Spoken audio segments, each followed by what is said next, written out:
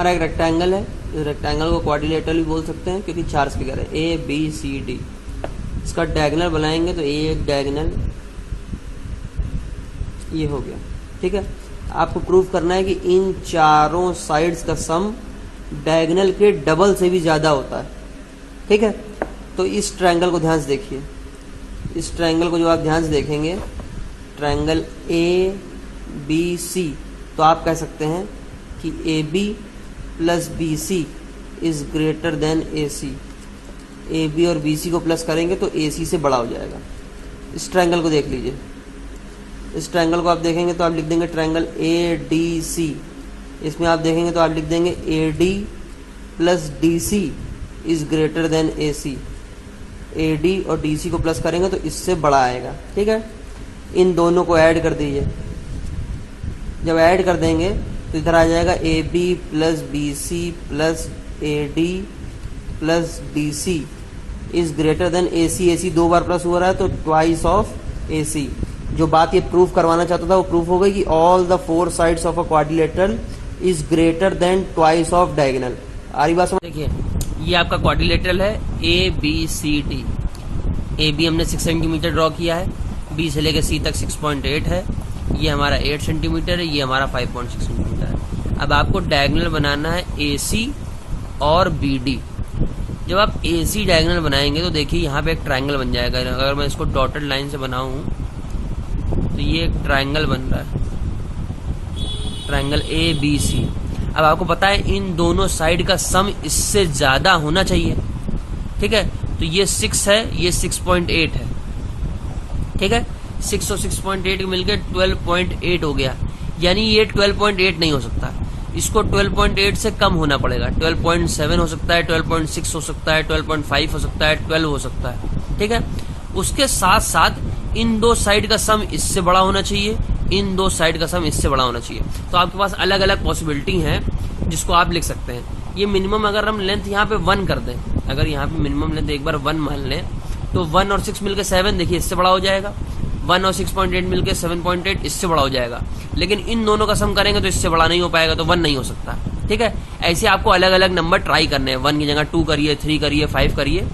तो रूल ये हो रहा है कि दो साइडों को प्लस करने पे इससे ज्यादा आना चाहिए। किसी भी दो साइडों को प्लस करने पे इससे ज्यादा आना चाहिए।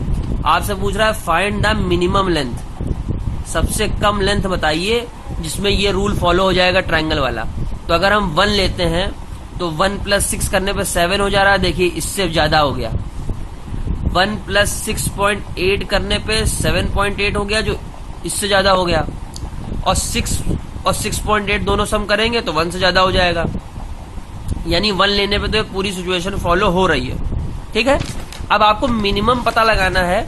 मिनिमम पता लगाने के लिए और छोटा लेना पड़ेगा, और छोटे में हमने 0.9 ले लिया।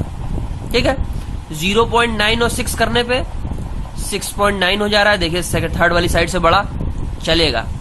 0.9 और 6.8 ले लेंगे तो इससे बड़ा, और ये दोनों ले लेंगे तो 0.9 से बड़ा, तो 0.9 भी काम कर रहा है। और छोटे पे आ जाइए, 0.8, अगर 0.8 यहाँ पे ले लिया तो 0.8 और 6 मिलके 6.8 हो जाएगा, जो कि इससे बड़ा नहीं है। यानी दो साइडेड ट्रायंगल की प्लस करने पे थर्ड से बड़ा नहीं आ रहा है, इसका मतलब हम 0.8 नहीं ले सकते, ये हमारी मिनिमम वैल्यू है। देखिए यही क्वेश्चन में आपको बी से लेकर डी तक की लाइन खींचनी है। ये हमारी बी से लेकर डी तक की लाइन हो गई। इसके लिए आपको रूल बताना है कि दो साइडों को प्लस करे तो 3 से ज्यादा है, मिनिमम फिगर बताना है। ठीक है, मिनिमम। तो क्या किया, ये 6 है, ये 5.6 है। ठीक है, आप लोगों के लिए सबसे सिंपल ये रूल है कि जिसको जिसको बात समझ में नहीं आ रही वो क्या करेगा, इन दोनों साइड को माइनस कर दे। 6.0 में से 5.6 माइनस कर दे तो आ जाएगा 0.4। ये 0.4 ऐसी वैल्यू है जो 0.4 रखने में, देखिए 0.4 में 6 प्लस कर देंगे तो 6.4, ये इससे ज्यादा है, काम कर रहा है। ये दोनों को प्लस करेंगे, इससे ज्यादा काम कर रहा है। इन दोनों को प्लस करेंगे तो काम नहीं करेगा, क्योंकि 5.6 में 0.4 प्लस करेंगे तो 6 ही आ जाएगा, ग्रेटर नहीं हुआ। इसलिए 0.4 से आपको एक ज्यादा करके 0.5 आपका आंसर होगा। यही आपको ऊपर वाले में भी करना था, यानी 6.8 और 6 को माइनस कर दीजिए, आंसर आ जाएगा 0.8, 0.8 में एक और प्लस कर दीजिए, 0.9 आपका फाइनल आंसर हो जाएगा। जिनको बात नहीं समझ में आ रही वो ऐसे करके निकाल सकते हैं। जिन लोगों को ये वाला मेथड नहीं लगाना हो, सारी सिचुएशन समझ में आ रही हो, वो देखें दो साइडों को प्लस करके थर्ड से ज्यादा लाना है तो कम से कम उतना तो प्लस करे ही जितना इनका डिफरेंस हो। दो साइडों के बीच में डिफरेंस जितना है उससे थोड़ा ज्यादा प्लस करने का। यानी आप पहले वही 1 लेके ट्राई कर लीजिए। 1 लेके आप क्वेश्चन को ट्राई करेंगे तो 1 और 5.6 को प्लस करेंगे तो 6 से ज्यादा, 1 और 6 को प्लस करेंगे तो 5.6 से ज्यादा। ऐसे करते करते 1 तो सिचुएशन में फॉलो हो रहा है, उसके बाद धीमे धीमे उसको छोटा कर दिया जाएगी, क्योंकि यहाँ पे मिनिमम पूछ रहा है तो छोटी छोटी वैल्यू लीजिए। तो छोटी छोटी वैल्यू आप कितनी लेंगे उसको फाइंड आउट करने का सिंपल सा तरीका है कि आप दोनों साइडों का जो डिफरेंस है उससे थोड़ा सा ज्यादा ले लीजिए। दोनों साइडों का डिफरेंस हमारा 0.4 आ रहा है, उससे थोड़ा सा ज्यादा ले लीजिए, 0.5 आपका सही आंसर हो जाएगा। इसको फाइंड आउट करने का मिनिमम फाइंड आउट करने का यही तरीका है, उनके बीच के डिफरेंस से थोड़ा ज्यादा। 0.4 डिफरेंस आ रहा था, 0.5 ले लीजिए, आपका आंसर आ जाएगा। तो आंसर आपका क्या आएगा? 13 आएगा। h² = 169 आया था, तो आपको पता लगाना है किस नंबर का स्क्वायर करने पे 39 आता है। तो 13 × 13 करने पे 169 आता है। तो 2h मिलकर 169 हो रहे थे, तो अकेला h 13 होगा। इसको स्क्वायर रूट निकालना भी कहते हैं। अगर आप 1 से लेकर 20 तक ये याद कर लेंगे तो आपको आसानी से देखते ही समझ में आ जाएगा कि h² = 169, यानी h × h होके 169 आ रहा है, तो h अकेला क्या होगा। अगर जैसे इसी की जगह लिखा हो 625, तो 625 किसके मल्टीप्लाई होने से आता है? 25 × 25 के मल्टीप्लाई होने से आता है। तो ऐसी वैल्यूज आपको याद रखनी पड़ेंगी, तब आपका क्वेश्चन स्मूथली हो पाएगा। ठीक है, अब आपकी बुक में ऐसे ही क्वेश्चन दिए हुए हैं। ये देखिए 7 दिया है, 24 दिया है, तो ये निकालना है। 6 दिया है, 8 दिया है, तो ये निकालना है।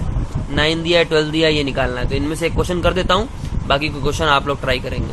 देखिए 9 दिया हुआ है, 12 दिया हुआ है, ये मिसिंग है। तुरंत हम लिखेंगे h² = p² + b²। h² हमें पता नहीं है, परपेंडिकुलर का स्क्वायर 9 का स्क्वायर 81, बेस 12 का स्क्वायर 144। दोनों को आप प्लस करेंगे, h² = दोनों को प्लस करेंगे तो आ जाएगा 225। h = √225। या तो ये याद होगी, ये 15 का होता है, याद ना हो तो इसका एलसीएम ले लीजिए। 225 का एलसीएम लेंगे तो 5 से कट करेंगे, 5 4 = 20, 5 5 = 45, 5 9 = 45, 3 3 = 3 1 = ये एक ग्रुप बना, ये एक ग्रुप बना। एक ग्रुप को एक बार और एक ग्रुप को एक बार। ये 15 का ही स्क्वायर होता है। 15 × 15 करोगे तो 225 आ जाएगा। ये फाइनल आंसर है। ठीक है, नेक्स्ट क्वेश्चन देखिए। K2 क्वेश्चन पे आते हैं। The length of the legs of a right angle triangle are 16 and 63। Legs of a right angle triangle, एक देखिए इस लेग पे खड़ा है, एक इस लेग पे खड़ा है, इन्हीं दोनों का मतलब होता है। ठीक है, 16 और 63। Find the length of the third side. और कभी कभी ऐसा होता है, कंफर्म नहीं भी होता है कि ये दोनों कौन से हैं। लेग्स का मतलब कुछ भी हो सकता है। एक 16 है, एक 63 है, तो बताइए थर्ड साइड क्या होगा। तो बिल्कुल वही प्रोसेस आपको लगाना पड़ेगा। h² = p² + b²। अब इसमें खास बात होती है, h जो साइड होती है वो सबसे बड़ी होती है, मैक्सिमम। ठीक है, आप एक बार ऐसा कर लीजिए कि 63 इसको इस तरफ रख लीजिए, परपेंडिकुलर आपका 16 का स्क्वायर है और बेस आपको मान लीजिए पता ही नहीं है। 63 × 63 करके देखिए, 63 × 63, 3 3 = 9, 3 6 = 18 और 6 3 = 18, कैरी 1, 6 3 = 36, 37, 9 8 8 16, कैरी 1, 7 2 9 और 3 3969। 3969 = 16 का होता है 256 + b²। b² ये जो प्लस का है उधर जाके माइनस का हो जाएगा, 3969 - 256। ठीक है, 9 में से 6 गया 3, 6 में से 5 गया 1, 9 में से 2 गया 7 और ये 3, 3713 आ रहा है। ये 3713 = b²।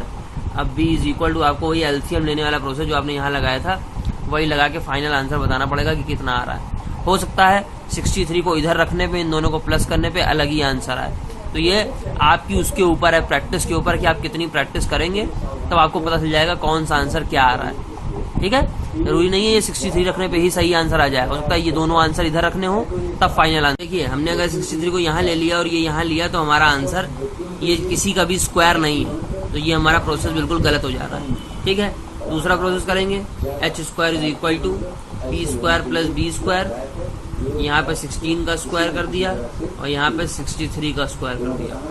ठीक है, 16 का स्क्वायर 256, 63 का स्क्वायर 3969। इन दोनों को प्लस करके देखते हैं, 9 और 6 15 हो रहा है, कैरी 1, 6 6 12 कैरी 1, 9 2 11 12 कैरी 1 और यहाँ आ गया 4 4225, 4225 आ रहा है। H square is equal to 4225, H is equal to under root of 4225। इसका जब आप एलसीएम लेंगे तो 65 आपका फाइनल आंसर आ जाएगा। ठीक है, ये जब चीज बहुत बड़ी हो तो आप इसको इधर भी ले सकते हैं, कोई गारंटी नहीं है। जिन बच्चों ने क्वेश्चन लगाया होगा अपने आप से उनको ही ये फर्क पता चलेगा कि ऐसे आंसर नहीं आ रहा था तो ऐसे भी कर सकते हैं। ठीक है, वरना कुछ लोग केवल याद रख लेंगे कि केवल इधर वाली वैल्यू निकाली जाती है, इधर कुछ नहीं होता है, तो आगे क्वेश्चन ऐसे भी आएंगे जिसमें इधर की वैल्यू दी होगी इधर नहीं दी होगी। तो ये सब आपको समझना पड़ेगा कि कौन से क्वेश्चन को कैसे निकालना है। ज्यादा से ज्यादा प्रैक्टिस करिए तभी आपकी दिक्कतें दूर होंगी। क्वेश्चन नंबर K3 देख लीजिए। The length of one of the legs of the right angle triangle is 240 mm। यहाँ देखिए mm दिया हुआ है, यहाँ सेंटीमीटर दिया हुआ है। अब आपको ये भी आना चाहिए कि कितने mm में कितने सेंटीमीटर होते हैं। 240 mm का मतलब है 24 सेंटीमीटर। मिलीमीटर को सेंटीमीटर में करने के लिए 10 से डिवाइड कर देते हैं तो 24 आ जाएगा। Length of the hypotenuse is this. एक लेग पता है और हाइपोटेन्यूज पता है, तो find the length of other leg. देखिए क्वेश्चन कह रहा है कि हाइपोटेन्यूज पता है और एक लेग पता है। हाइपोटेन्यूज 25 है, एक लेग 24 है, ये निकाल के दिखाइए। अब देखिए एच दिया हुआ है, H square is equal to P square plus B square. H square यानी 25 का whole square is equal to 24 का whole square plus B square. 25 का होता है 625, 24 का होता है 576 और बी स्क्वायर हमें नहीं पता है। 625 में से 576 चला जाएगा, ये इधर प्लस का इधर आके माइनस का हो जाएगा। 9 में से 6 गया 9, 11 में से 7 गया 4 is equal to B square. B square की वैल्यू 49 यानी बी की वैल्यू क्या आएगी 7। क्वेश्चन पढ़ के करेक्ट लैंग्वेज का अंदाजा लगेगा, लैंग्वेज का अंदाजा लगने के बाद प्रोसेस करना है।